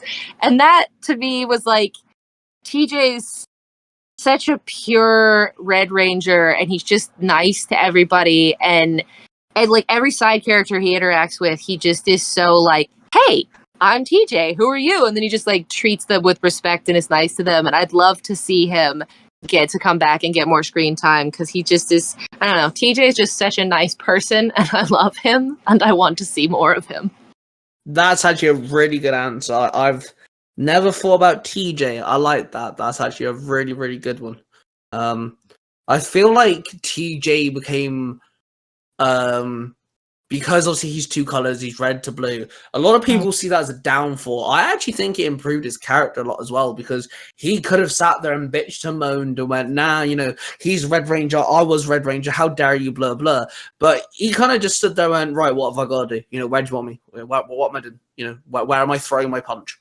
And I like that he respected Andrews. Yeah, I mean, that's just such a part of his character. He just seems like such a pure person. He's just there, and he's a good dude. Which is interesting, because I'm pretty sure in his introductory arc, when he and Cassie are on the bus and they see like Kat and Tommy in trouble, Cassie's the one that wants to go help, and TJ's like, why are we getting off the bus? Like, he's like, why are we interfering with this? But then it like, at every point after that, at every turn, he just is like such a pure-hearted, kind individual, and he's always there, like supporting everyone when they need him. Yeah, I agree with that. Talking about TJ being a Red Ranger, we had the Forever Red episode, which, you know, is an awesome episode, except for the fact they can breathe on the moon, which I still nitpick at. Just saying. Ace and Power Rangers. If you could do a Forever episode, what color would be your... Now, mind you, there's 30 years worth of Power Rangers you've got to like use, but like if you could do a Forever episode, what color would you go with? I mean, I'd say green, but I feel like there've only been like 8 Green Rangers or something. But I mean, to get to be able to see like Ziggy and Bridge together with Izzy and Riley, like I love Green Rangers. They're so good. But if that was like not enough people, I'd kind of like to see Forever Yellow too, because like there are some bangers in the Yellow, and like to get to see Katie come back, to get to see Dustin come back, Chip and Dustin interacting would be great. I freaking love Tanya. Tanya's a boss. So yeah, green or yellow? Well, I just counted, and there's about 14 Green Rangers. Okay, so it would be enough. Yeah, but I also like your yellow answer. I love Yellow Rangers. I think Yellow Rangers had never. Yellow Rangers fall in a category where it's very hit and miss. You're either going to have a Yellow Ranger that could have been awesome, but the writers just never do anything, or they fall in where they're one of the biggest staples in the show. So, like, Dustin's one of the bigger staples because, he's the first person who morphs out of all the Rangers. He knows who the Power Rangers are. Everyone else is like, confused sort of thing. He's the comedian one. But then you have characters like Katie, who in Time Force she has like one main episode, and that's it. Like, nothing happens with Katie, and it's annoying because I find Katie adorable. I love the fact that she's really her race is super strong. I love the fact that she always crushes Wes when she hugs him, and it's just like, why can you give my girl more screen time? Like, come on, do something with her, But yeah, I think Green would have been really cool because Green is all male 90% of the time, and then you have things like Izzy pop in, and it's just really funny. I can imagine like Xander hitting on her or something like that, trying to get a date with her or something, and I can just see Izzy like, sorry, 1 taken, 2 lesbian. Yeah. Love Green Rangers. So, what's your thoughts on the 2017 movie that they did? I really like the 2017 movie as just like a summer blockbuster. I think where it really kind of tripped and stumbled a little bit is in being a Power Rangers remake, because I think they thought the nostalgia would bring in an audience, but I think it more pissed off the audience. Because if you just look at it like any old, superhero blockbuster movie, it has all of the pieces that it needs for success. It's a fun watch. It has characters. There's like a little bit of character development for each of them, but it's not like super crazy. There's some fun fight scenes. There's some fun effects. You got a cool villain, and it just, comes together, team building moment, finale. It has everything that it needs to be just a successful, fun team action adventure film. But then if you're looking at it through the lens of Power Rangers, there are definitely some design aspects like Goldar and the Zords are kind of like not great. The new costumes, interestingly, when you see them in the movie, they look too much like Transformers and a little bit like visually overwhelming. But then I've seen people cosplay them, and like if you can get a really good look at them, they're really awesome suit designs, actually. And I think somehow they like over processed the footage in the movie, and it's just like kind of too distracting, because I know they look cool because I've seen people wearing them and they look cool. I would say honestly, my biggest complaint as a crossover to Power Rangers is there aren't really any unmorphed fight scenes. And that to me is one of the biggest, most important things about Power Rangers, is that it's kind of like a Jackie Chan movie. You're going to have fight scenes with the grunt characters and the unmorphed Rangers where they're like jumping off of all of the trash cans on the street and hitting someone with a broom and jumping in and out of an rolled down car window. Then that's the fun martial arts, like the actors get to show off that they can actually do stunts. Like that's kind of one of the key building blocks to Power Rangers, and they really, really don't have that. They have a little bit of like montage where they're fighting the putties in the quote unquote danger room of the cave with Alpha, but they really don't have any serious action sequences until the very end. And I think that if it had had some earlier on, it would have worked a little better for me. See, I think the issue, in my eyes, my personal opinion, when it comes to that movie is it tried to be a reboot. If they did it so it's just Power Rangers, it's not a reboot, it's not Mighty Morphin, it's just you're looking at another team of Rangers. This is a different, I think that would have worked better. You've got, don't make her Rita Repulsa, but make her the Green Ranger still. Zordon and Goze, there's multiple mentals that are floating in something, so don't call him Zordon, and he still looks like one of those fucking old toys that you put your hand through and made it look funky.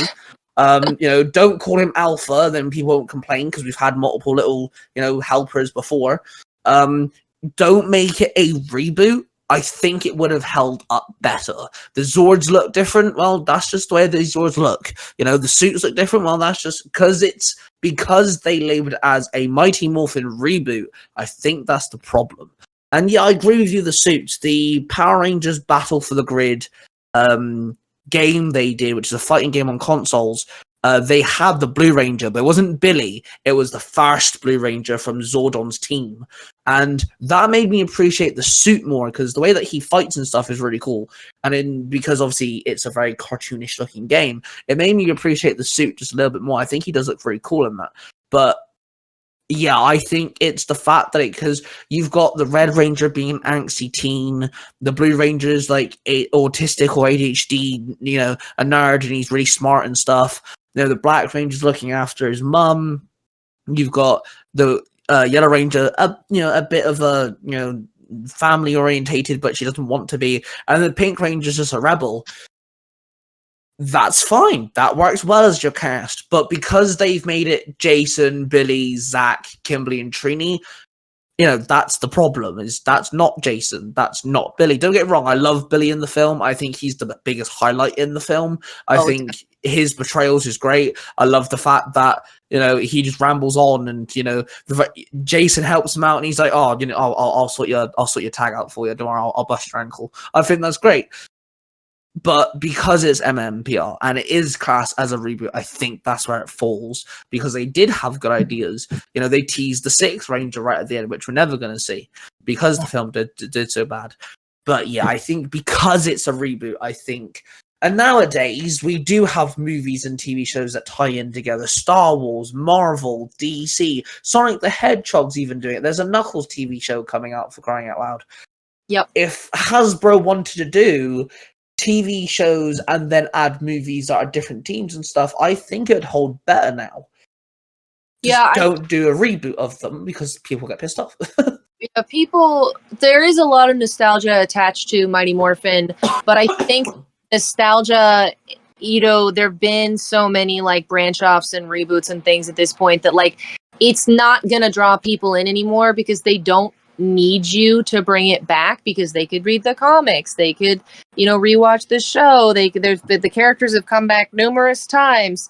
So like you think it's going to be a selling point to say, well, but it's Mighty Morphin again, but what you're actually getting is that it's just going to like annoy people, because they're like, well, it's not the nostalgia the way that I wanted it.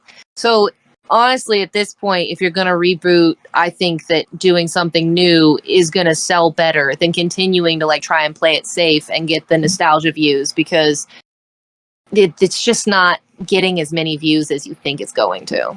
See, I completely agree, and this has always been my argument when it comes to this. Don't get it wrong, I love Mighty Morphin. But I am not a Zordon era kid. I was born 1998. I was born the year In Space came out. I got into Power Rangers because at the time, Time Force was ending, Wild Force was starting, and they were airing older episodes. That's how I got into Power Rangers, was Time Force and Wild Force. Hence why Time Force and Wild Force are my favorite seasons of all time. They're my top 2 favorite seasons. And the issue there is when people do Mighty Morphin over and over and over again, and they get one-off Netflix specials and reboots and comic books, I'm sat there thinking, but what about the fans that grew up in the Disney era? There's someone I watch on YouTube that was born in the Disney era, and their favorite season's Dino Thunder. What about them? Like, where's our nostalgia? Yeah, no, I giving a little bit of attention to literally any other season that people love. Like Time Force is a really good example. There are a lot of people that really, really love Time Force. It's definitely up on a lot of people's like top 5 lists. And I think if you did a reboot or a recall of those characters, that it could do better than Mighty Morphin, because then it's going to be like fresh and new. And then also those people that are excited about that are going to be even more excited that you paid attention to it, and they'll talk more about it and they'll tell their friends about it. And then it's going to get like more traction. Well, I completely agree, because don't get it wrong, when the Once and Always one-off special came out, I cried. I absolutely loved it. I loved the fact they had Zach and Billy back. They were like my 2 favorite characters in the original team. yes, okay, they couldn't have exactly brought in Tommy or Trini. I did like the fact that the whole thing was about Trini passing away as well. I thought that was really well done. I thought that was clever. And it was a bit of a tight move, the fact they brought her death into the show. Sometimes that can be a hit and miss, but I think it was handled well. I'm glad that Jason wasn't in it, to tell the truth, because he's always the Red Ranger, and I'm sorry there are other Rangers in MMPR. Yeah, I like to see Rocky get a little bit of attention. Yeah, me too. But then my thought pattern is, why can't they do that with the other shows? Because there are things they could do. There are things that can come back. You know, we've had, okay, so for example, SPD. The Super Sentai version of SPD is coming up to their, I think it's like 25th anniversary or something. There's an image that came out where the Red Rangers got a new, like, I don't want to use the word battleizer, but it's like a new squad mode, and it's very armored. There's a new morpher and everything, and it looks absolutely drop dead gorgeous. So I'm like, why can't we do something similar with SPD? Give us Bridge and his team, or something like that. You know, give us a one-off special about different teams. You know, I really want to know what the Jungle Fury Rangers have been up to. That's a really good season to bring back together, because there are other animals, there are other villains and things like that. It's very easy to do Jungle Fury, I feel.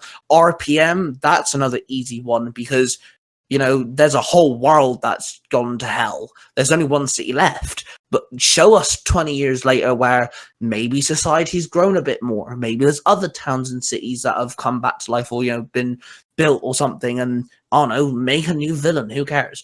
But, like, there's 30 years worth of Power Rangers, and they keep using MMPR. And don't get me wrong, I love MMPR, but as a person who did not grow up with it, and I grew up with other seasons, I am sat here constantly thinking to myself, hang on, where's the other seasons? Where's the love to the lesser known seasons? And, you know, like you brought up TJ, you know, what are the In-Space Rangers doing? There's other planets that we could be exploring, and things like this. And the comic books constantly use Mighty Morphin Power Rangers. Granted, they do bring other Rangers into it, and I love it. And, you know, Draken is Tommy Oliver. Okay, awesome, but do Draken again, but with someone else. What happens if, I don't know, Dylan became full, you know, evil? You know, what if Trent stayed evil? Do stuff like this. And they never do. It's always MMPR. Yep. You know, what would be if they did? You know, Hasbro's a bit on the fence. You know, we don't know exactly what's happening. You said that you'd want them to do something brand new.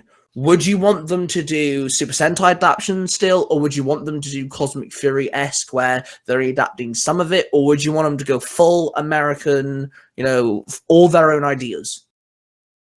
Really want to see full American, all their own ideas, because I think that there's a lot of possibility for inclusivity there, like with doing the Cosmic Fury, Javi loses his arm and becomes our first, like, officially disabled Ranger. And you can see that both when he is unmorphed and when he is morphed, that he is, like, missing an arm and has a prosthetic.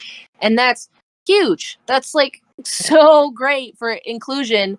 But I mean, I would love to see a plus-size Ranger who is still plus-size in the suit. And you can't do that if you're adapting Sentai. And I think that the possibility for doing that, and also for switching the colors around, have a big buff male Pink Ranger, you know, have another female Red Ranger. I really want to see them, like, fully lean into it, just, like, do the most crazy, diverse, like, inclusive thing that you could possibly do. And that's kind of, like, where I'm hoping they're going to go with it, is they're going to try to do things that you couldn't do when you weren't designing your own original stuff. Work on storylines where you don't have to adhere to what's going on in the fight scenes that you have to work with already, but, like, what's a complex storyline you could create if you're filming all of your own original stuff? So I just really want to see them go somewhere fun and creative with it and make it, like, do things we couldn't do before. And please, for the love of God, put couples in it to make them couples. Yeah. Yeah, I completely agree. We've had good storylines with American made. The Titanium Ranger. I did quite like the Spirit Rangers. I liked the designs. I thought they were very cool. And for the most part, Cosmic Fury was really good with their American footage. We've had American made bad guys, and Lord Zed. Lord Zed, one of the biggest bad guys, isn't even in Sentai. And things like this. So they have the means to do it. They've definitely gone in the right direction, once or twice. So I definitely feel like, I agree with you where they could definitely do things. I agree with the plus size Ranger as well. We've had a female Red Ranger. We've had siblings, we've had couples, we've had different. We've had dark skinned people, Asian people. We've had all sorts of stuff. We've now had our first lesbian couple. Let's put the things that are missing. Have a ranger who is disabled from the get-go, disabled first, then becomes a ranger, that sort of stuff. And you said you've mentioned a few times about a male pink ranger, so I thought I have to mention this. I have a storyline called Power Rangers Masters of Music. It's tied to Cosplay Dude 637 storylines, and when I created this team, it's not based off Sentai, it's all my own design. I said to Willie, I didn't know what I wanted to do with the yellow and pink Rangers yet, because I don't have a Red Ranger. Red Ranger isn't the leader of the team. There is no Red Ranger. So Willie said to me, why not have a male pink Ranger? I was like, dude, that's fantastic. So I have a very extremely gay, extremely camp male pink Ranger in my story. That's great. So I thought I'd let you know that. He literally wears makeup. He keeps wearing feather boas all the time. He acts camp, and he is the Pink Ranger of my team. I love that. I thought I'd have to mention.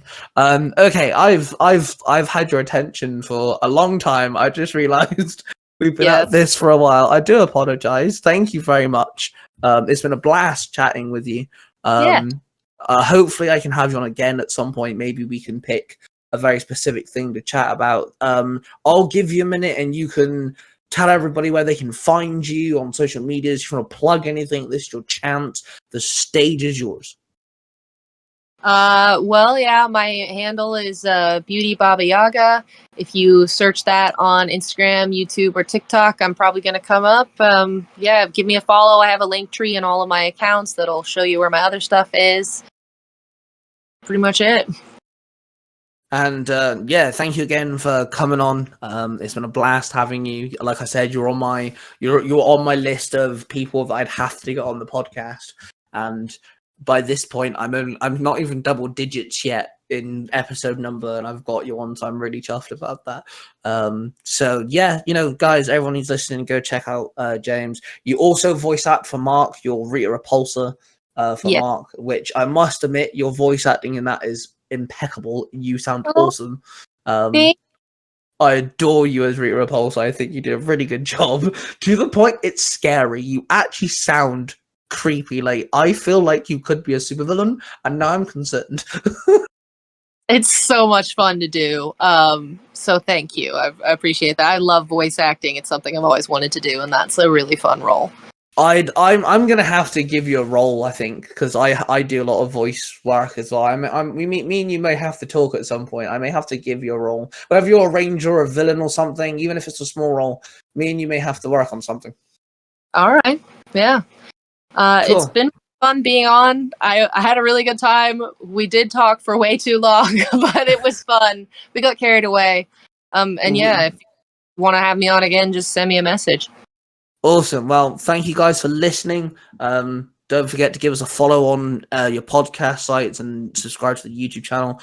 And of course, I'm your host, Ty, and I shall see you guys in the next one. This podcast is a production of the Three Ranger Bros Studios, in association with Zio to Hero, the podcast.